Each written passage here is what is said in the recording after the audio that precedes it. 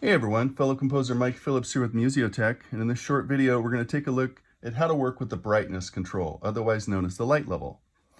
And the way you do it is to access the rear button here or this top middle button, which is called the scene button. So you perform a double click and hold, which sounds like an acrobatic move. Can you do a double click and hold? Ooh, watch what I can do. I can do a triple click. Anyway, so just to kind of show you, I'll just do my finger right here. Double click and hold is down, down.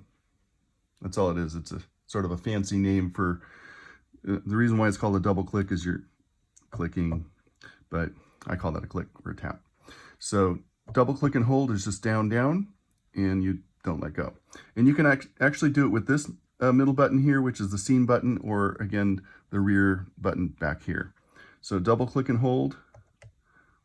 That takes us into the light level. As long as I'm holding that button, I can make adjustments, or on the rear button, double click and hold. This is specifically the function button 1. There's a second function button here too as well. Okay, so I'm going to go ahead and do that. Double click and hold on the rear function button 1. Fader 1 is brightness. That's the most important thing to know. Brightness comes up or down. You can see the little value right there getting up higher and lower. And we're using the auto mode. And this is important to understand. The auto mode uses the light sensor.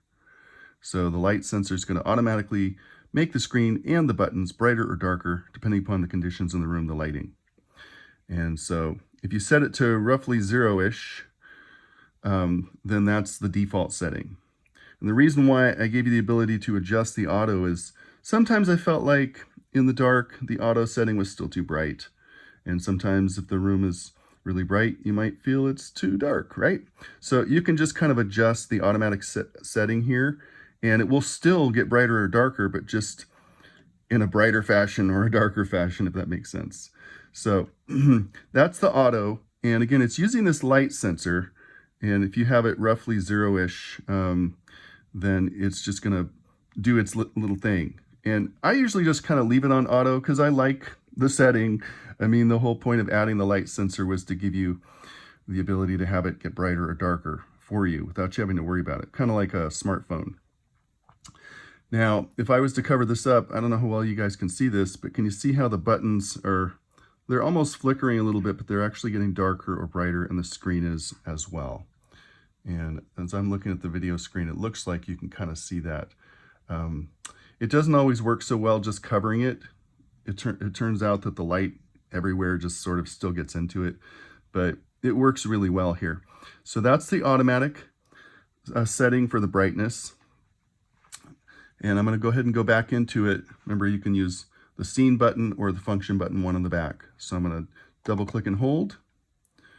And so auto can be turned off with the second fader. If you turn auto off, you can still adjust brightness with the first fader. And I thought that was really important to keep things consistent. So just in your mind, the first fader is always going to be your brightness, whether you're on auto or manual mode. Hope that makes sense. And if you turn off the auto mode, which is off right now, the screen will not get brighter or darker, depending upon the room conditions.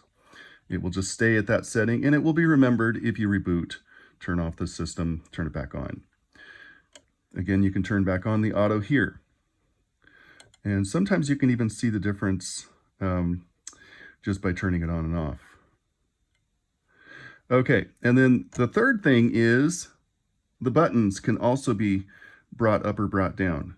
And that happens automatically too, by the way, if you notice how the buttons got darker and brighter.